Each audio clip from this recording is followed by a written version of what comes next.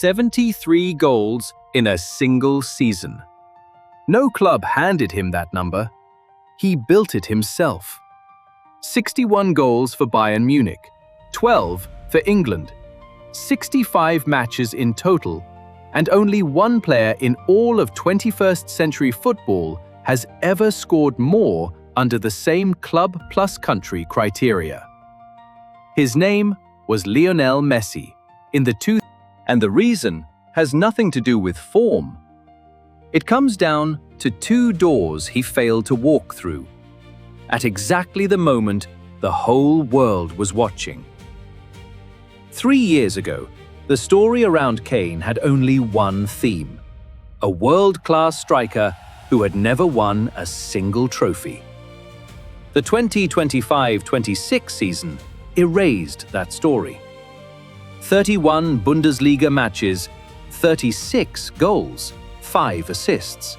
6 German Cup matches, 10 goals. 13 Champions League matches, 14 goals. Plus 1 goal in the German Super Cup. And those goals turned into real trophies. Bayern successfully defended the Bundesliga title. For the first time in 6 years, they won the DFB-Pokal again. Add the German Super Cup, and it became a domestic treble. Kane finished as the Bundesliga's top scorer for a third consecutive season, won his second European Golden Shoe, and left Erling Haaland. But after Bayern came the World Cup. At 32, this could have been the final World Cup of his career. Kane scored 6 goals at the tournament, officially passing Gary Lineker to become England's all-time leading World Cup scorer, 14 goals across 3 editions. Across the entire 2025-26 period, he scored 12 goals in 14 appearances for England. Add those to his 61 goals, but then the 2 biggest doors slammed shut, both in less than 3 months. In the Champions League semi-finals, Bayern faced PSG in one of the wildest ties in the competition's history. 11 goals across the 2 legs. Kane scored in both matches, including a stoppage-time goal late in the second leg. But Bayern still went out, losing 6-5 on aggregate. At the World Cup, the script was almost identical. England led Argentina 1-0 in the semi-final, only to lose 2-1 after conceding twice in the final 7 minutes. This is where the decision becomes difficult for the voters. Do you choose the player who scored more consistently than anyone else all year? Or the player who stood on the highest podium? Because the Ballon d'Or has never been just a matter of adding up goals. It is a story of trophies and defining moments. And in a World Cup year, that trophy almost always changes everything. The history of the award has shown that in both directions. Modric won in 2018 largely because he carried Croatia to the World Cup final, even though they finished second. Messi won in 2021 after a relatively quiet club season with his Copa America triumph, and this is the part the original story was still missing. Who is actually leading now that the dust has settled?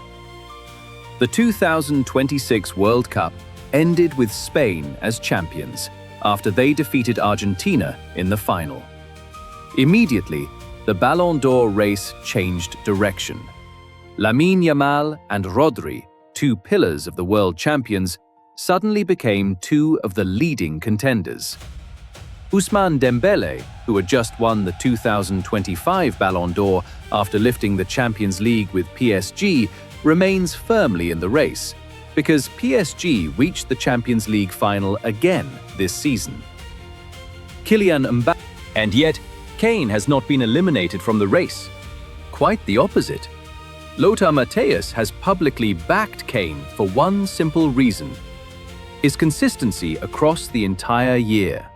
From the Bundesliga to the German Cup, the Champions League, and then the World Cup.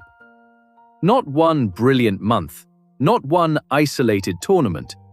ESPN also ranked Kane number 1 among strikers in its latest FC 100. And in recent what makes it even more interesting is that even some of the people who once dismissed Kane from the race have had to admit this. It is rare for a 32-year-old player to produce a season with almost no obvious weakness to criticize.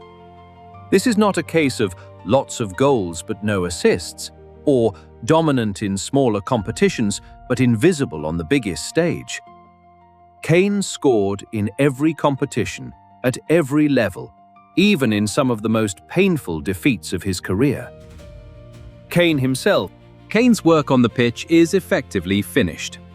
73 goals, 3 trophies with Bayern, 3rd place at the World Cup, and twice stopped just short of the ultimate prize.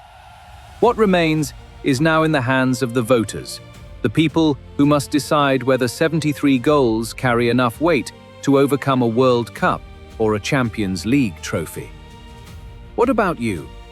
If the vote were in your hands, would you choose Harry Kane's near-perfect consistency across an entire season?